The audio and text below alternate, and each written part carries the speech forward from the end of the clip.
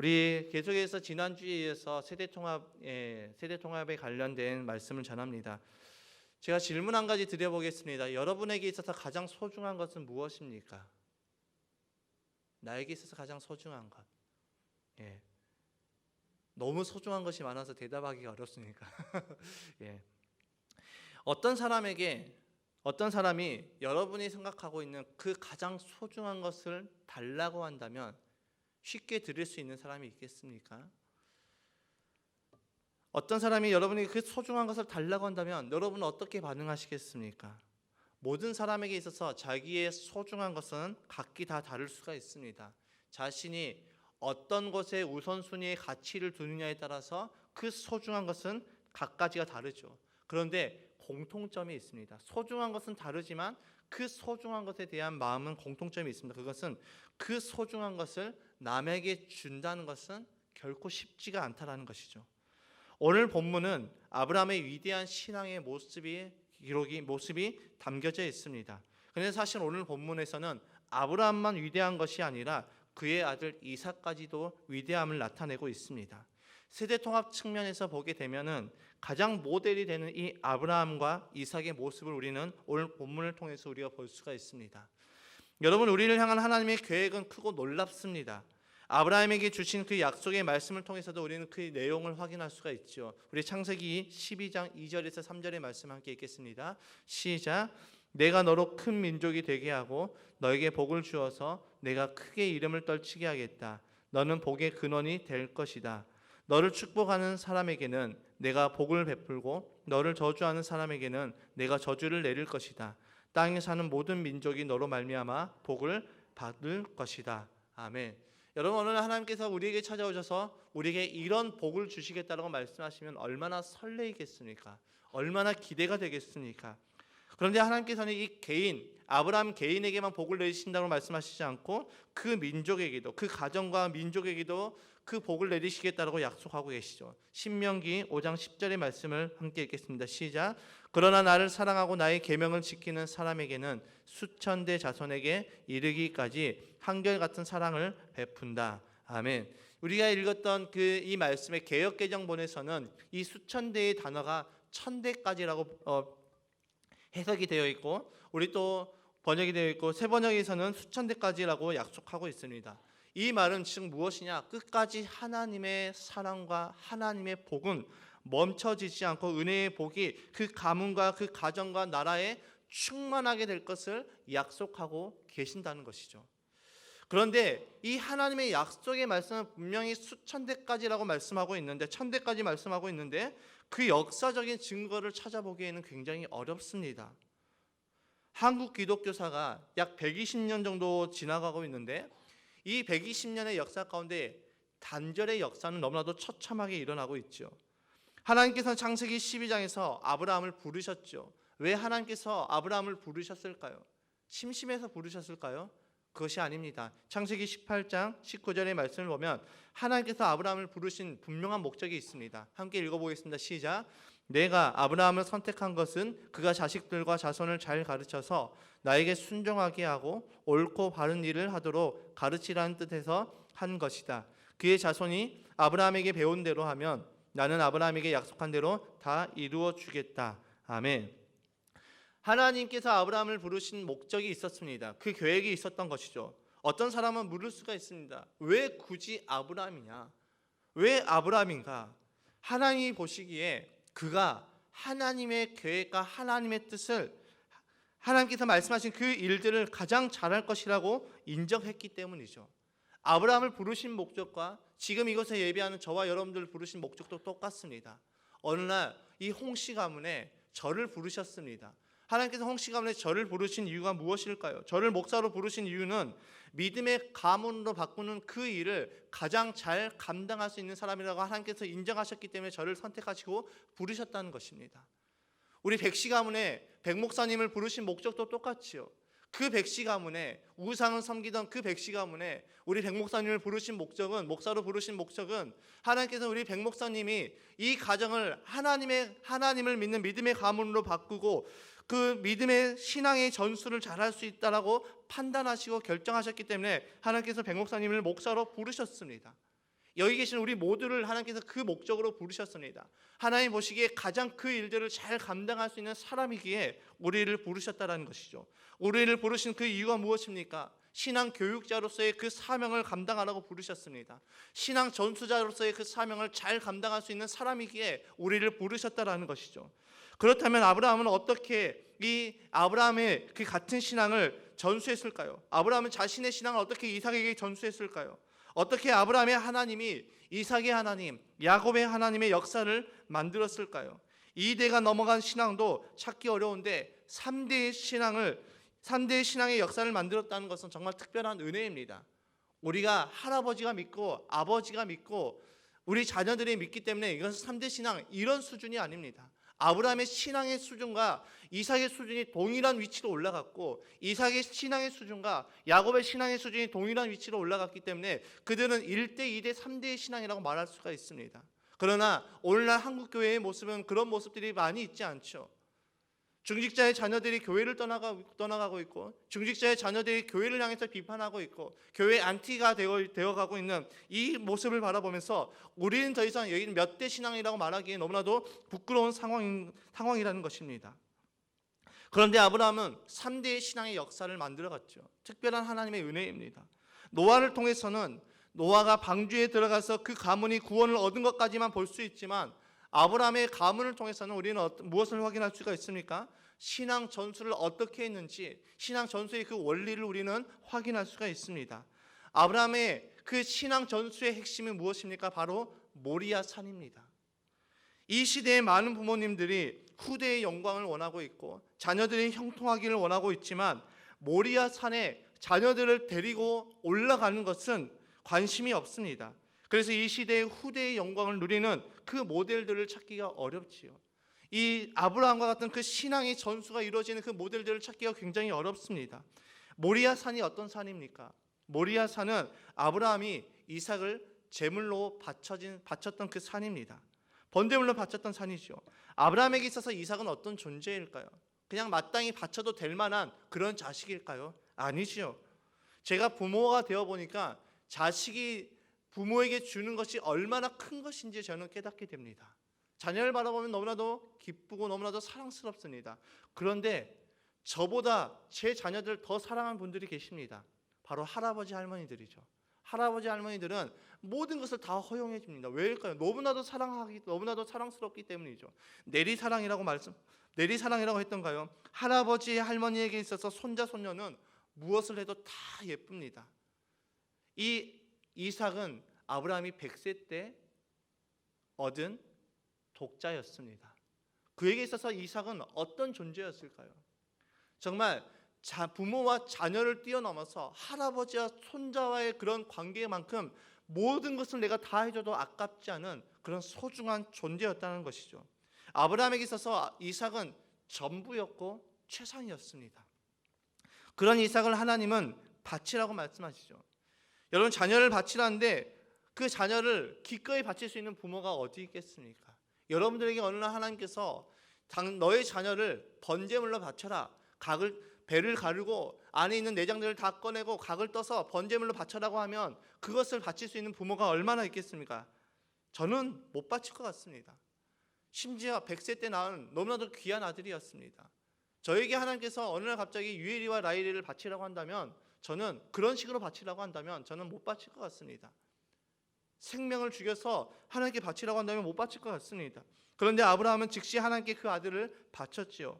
성경은 이 명령에 대해서 아브라함을 향한 시험이었다라고 말씀하고 있습니다. 창세기 22장 1절의 말씀을 읽겠습니다. 시작.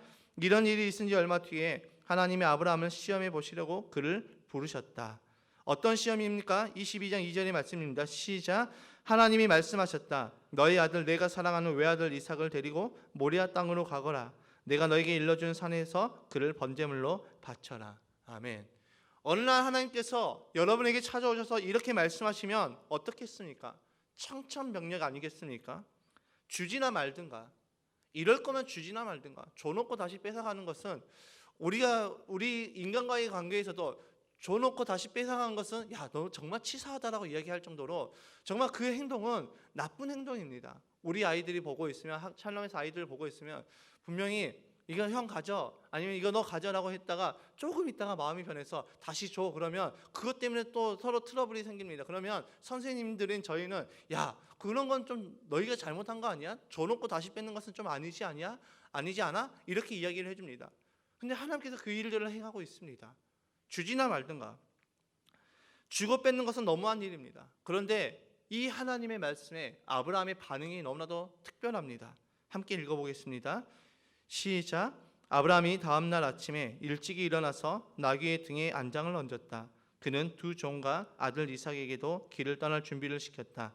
번제에 쓸 장작을 다 쪼개 가지고서 그는 하나님이 그에게 말씀하신 그곳으로 길을 떠났다. 아멘. 아브라함은 이 하나님의 시험에 순종함으로 나아가고 있습니다. 모든 것을 다 준비해서 길을 떠났다라고 말씀하고 있죠. 어떻게 그렇게 할 수가 있었을까요? 아브라함에게 있어서 이삭은 덜 중요한 자녀였을까요? 마땅히 바칠 만한 그런 덜 사랑하는 자식이었을까요? 아니죠. 아브라함은 자신의 독자 이삭보다 하나님을 더 사랑했던 것입니다. 하나님을 신뢰했던 것이죠. 이것을 다른 말로 표현해보면 아브라함은 하나님을 사랑했다라고 표현할 수가 있습니다.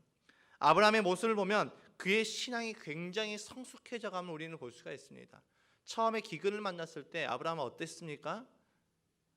애굽으로 내려가서 내 누이라고 거짓말을 하면서까지 생명부지에 힘을 썼던 사람이었습니다. 하나님의 약속의 말씀, 너에게 아들을 낳겠다라는 그 말씀이 잘 이루어지지 않자 사라의 말을 듣고 하갈과 동침했던 아브라함이었습니다.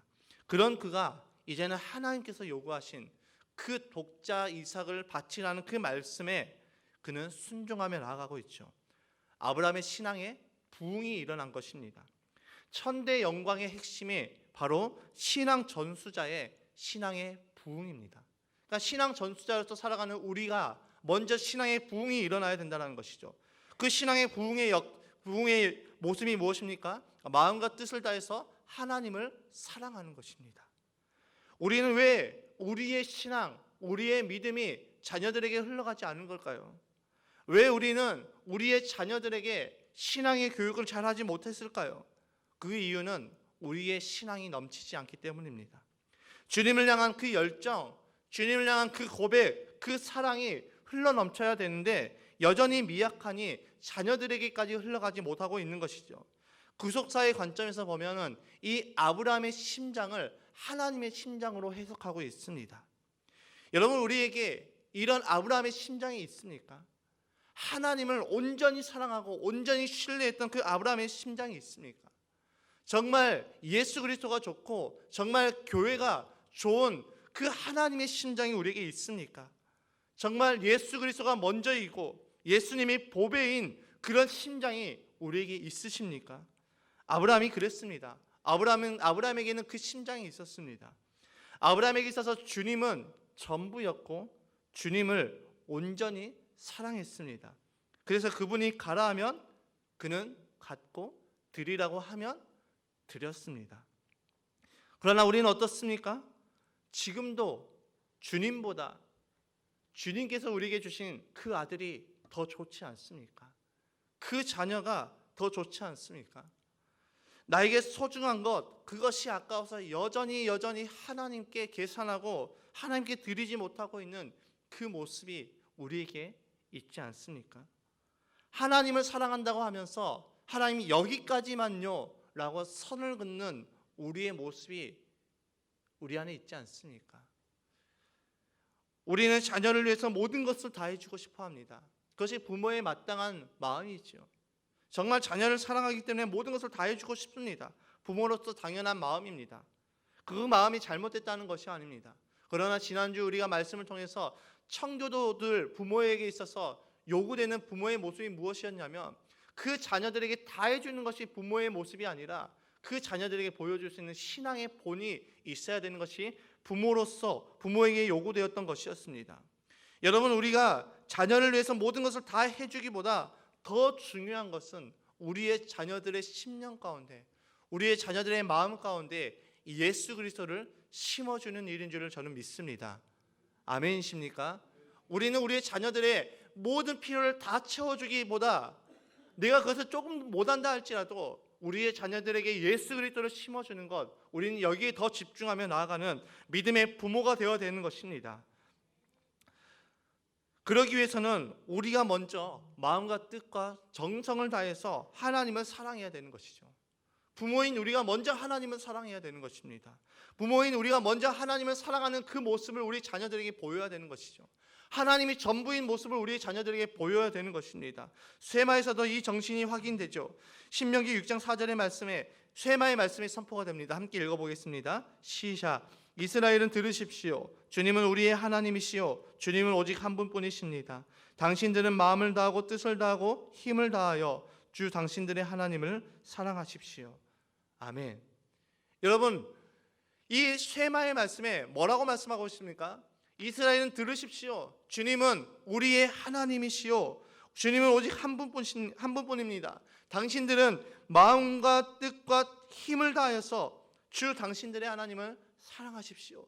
그러고 나서 그 다음에 나오는 말씀들이 무엇입니까? 그 믿음을, 그 마음을, 그 사랑을 자녀에게 가르치라는 것입니다. 그러니까 우리가 자녀에게 신앙 교육을 하기에 앞서 먼저 우리가 신앙으로 세워져야 되는 것이죠. 먼저 내가 기도의 자리로 나아가고, 먼저 내가 예배의 자리로 나아가고, 먼저 하나님보다 다른 것을 선택하는, 하나님 앞에, 믿음 앞에 내가 다른 것을 타협하는 그 모습들이 우리 안에 사라져야 된다는 것입니다. 내 전부를 하나님께 드릴 수 있어야 천대의 영광의 역사를 쓸 수가 있습니다.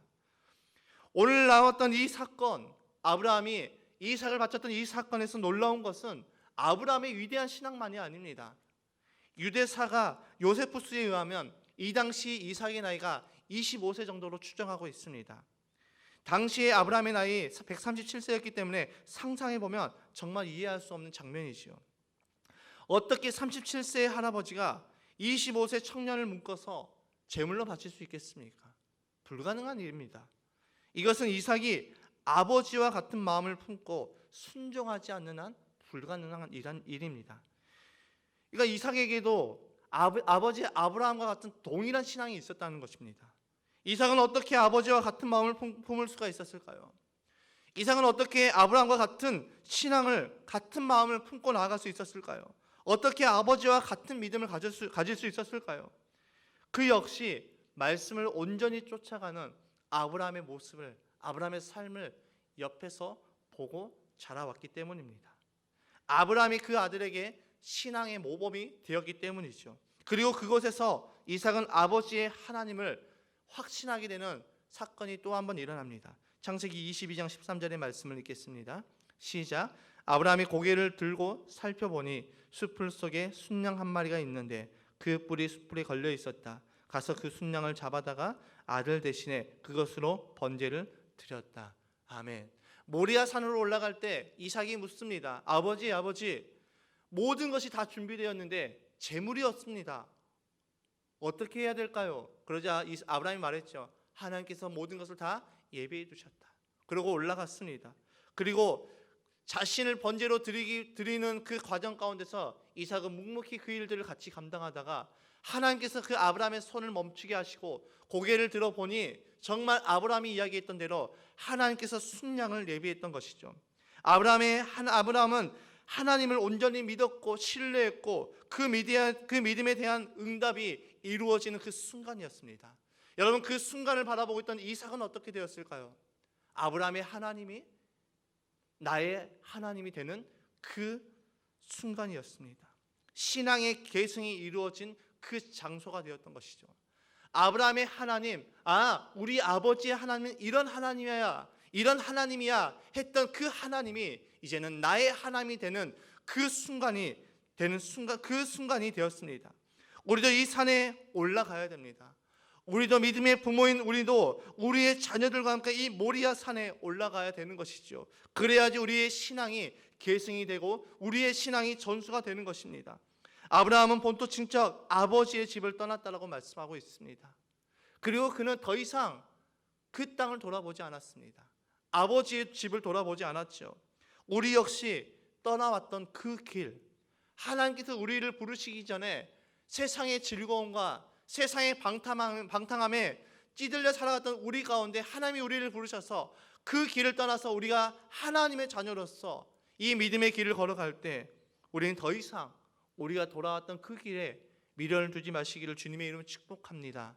양다리를 걸치지 않아야 떠난 것입니다. 두 마음을 품지 않아야 떠난 것이지요. 우리가 완전하게 떠나지 않으면 우리는 시험에 들고 요동치게 됩니다. 그렇기 때문에 우리는 온전히 주님을 바라보며 나아가는 저와 여러분의 삶이 되시기를 주님의 이름으로 축복합니다. 나의 전부를 100%를 순종하시기를 주님의 이름으로 축복합니다. 그런데 우리는 이 정답을 알고도 우리는 흔들립니다. 계산이 됩니다.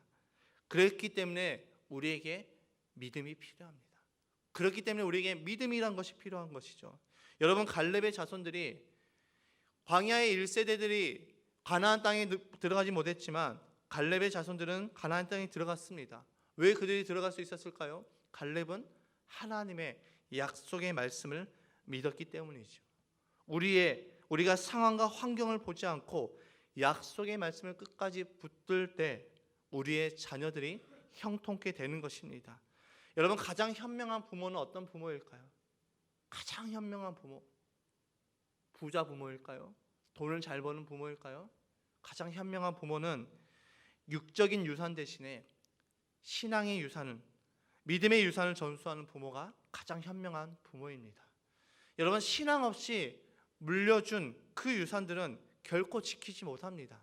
신앙 없이 물려준 유산들은 자녀들이 결코 지킬 수가 없습니다. 그렇기 때문에 우리는 우리의 자녀들에게 육적인 유산을 물려주기 앞서서 우리의 신앙의 유산을 물려줘야 됩니다. 그래서 우리는 모든 예배의 자리에 자녀들과 함께 동행해야 됩니다. 모든 예배의 자리에 내 옆에 내 자녀를 앉히고 함께 예배를 드려야 되는 것이죠. 우리 부디 현명한 부모가 되시기를 주님의 이름으로 축복합니다. 나의 육적인 것을 다 물려주기 위해서 애쓰는 것이 아니라 내가 조금 덜 물려줄지라도 나의 믿음, 내 안에 계시는 그 예수 그리스도만은 우리의 자녀들에게 잘 심겨줄 수 있는 그런 현명한 부모가 되시기를 주님의 이름으로 축복합니다. 그런데 우리에게 한 가지 질문이 생깁니다. 어린 아이들은 부모가 데리고 나와서 함께 예배를 드릴 수 있다 치지만 신앙생활을 하지 않는 다 큰 자녀는 어떻게 해야 되는가? 함께 예배의 자리에 나오지 못하는 그런 자녀들은 어떻게 해야 되는가? 그런 의문사항이 생길 때가 있습니다. 그런데 그 질문에 대한 방법을 욥이 우리에게 보여주고 있습니다. 욥기 1장 5절의 말씀입니다. 시작. 잔치가 끝난 다음 날이면 욥은 을에 아침에 일찍 일어나서 자식들을 생각하면서 그들을 깨끗하게 하려고 자식의 수대로 일일이 번제를 드렸다. 아멘. 욥의 이 모습에서 그 힌트가 있습니다. 우리가 자녀와 함께 예배의 자리에 나올 수 없다면 욥처럼 헌금이라도 함께 동행해야 됩니다. 이 단위에서 그 자녀의 이름이 불려지도록 해야 되는 것이죠. 하나님께서는 그 믿음을 통해서 일을 하십니다. 신앙 전수의 핵심은 바로 모리아 산입니다. 그래서 함께 내가 정말 내 자녀들을 데리고 나올 수 없다면 우리 교회에 있는 이 자녀 형통 헌금이라도 이곳에 자녀들의 이름을 적고 자녀들을 향한 그 간절한 기도의 제목을 담아서 드릴 때 이 단에서 계속해서 그 이름이 불려지고 기도가 이루어짐으로 훗날 하나님께서 하나님의 때에 그 자녀들의 발걸음을 인도하여 주십니다. 과거에 우리의 믿음의 부모들, 믿음의 선조들, 믿지 않는 남편을 위해서 구원하기 위해서 술에 취해 있는 그의 신발을 신고 신발을 가지고 예배당에 나가셨습니다. 그의 양말을 벗겨서 예배당에 나갔습니다. 어떤 믿음이었습니까? 하나님, 이 양말이 이 자리에 나왔던 것처럼 우리의 남편도 이 자리에 나오게 하여 주셔서 그렇게 기도하며 나아갈 때 정말로 남편의 구원에 역사가 일어났던 간증들을 우리는 수없이 많이 들을 수가 있었습니다. 여러분, 우리 함께 우리의 자녀들과 예배의 자리에 함께 동참합시다. 내가 내 자녀들을 데리고 나올 수 없다면 헌금으로라도 우리의 자녀들의 이름이 이곳에서 불려지도록 우리가 정말 믿음의 부모로서 헌신하며 나아가는 저와 여러분의 삶이 되시길 주님의 이름으로 축복합니다. 이 신앙 전수의 핵심은 바로 모리아 산이지요. 이 산에 올라야 확장이 있고 전수가 되는 것입니다. 이곳에 우리가 함께 모여서 예배할 때, 우리의 자녀들과 함께 모여서 예배할 때 신앙의 전수가 일어나고 신앙의 확장이 일어나게 되는 것입니다. 창세기 22장 16절과 18절의 말씀을 우리 다시 한번 읽어보겠습니다. 시작. 주님의 말씀이다. 내가 친히 맹세한다. 내가 이렇게 너의 아들까지 너의 외아들까지 아끼지 않았으니 내가 반드시 너에게 큰 복을 주며 너의 자손이 크게 불어나서 하늘의 별처럼 바닷가의 모래처럼 많아지게 하겠다. 너의 자손은 원수의 성을 차지할 것이다. 내가 나에게 복종하였으니 세상 모든 민족이 내 자손의 덕을 입어서 복을 받게 될 것이다. 아멘. 우리의 믿음의 부모들이 가장 좋아하는 말씀이기도 합니다. 내 자녀에게 복이 될 것이다. 내 자녀가 하늘의 별처럼 바닷가의 모래처럼 많아지게 하겠다. 너의 자손은 원수의 성을 차지할 것이다. 그러나 우리가 이 말씀에 대해서 우리의 문제가 무엇입니까? 우리는 16절의 말씀을 기억하지 않습니다. 17절부터 말하는 하나님의 복에만 집중하고 있고 16절에 내가 너의 가장 귀한 아들을 나에게 바쳤으니 아끼지 않았으니 내가 반드시 너에게 복을 주겠다라는 이 말씀을 잊어버린 것입니다. 부디 우리가 모리아 땅으로 가야 되는데 이 모리아 땅에 갈 때 우리 부모인 혼자만 나오는 것이 아니라 우리의 자녀들과 함께 모리아 땅으로 갑시다. 그리고 그곳에서 우리의 신앙을 자녀들에게 전수합시다. 여러분들이 드리고 있는 우리의 그 예배의 모습 우리의 자녀들이 다 보고 배우고 있습니다. 우리 어린 다음 세대들이 어른들의 그 신앙의 모습을 보고 배우고 있습니다. 교회는 모리아 산으로 말할 수가 있습니다. 우리가 이곳에서 나와서 예배를 드리고 있는 우리의 모습, 우리의 그 삶, 우리가 여기서 예배를 드리고 우리의 가정으로 돌아가고 우리의 일상의 삶을 우리의 자녀들은 다 보고 배우고 있습니다. 그 자녀들에게 무엇을 챙겨주겠습니까? 우리의 자녀들에게 신앙을 전수합시다.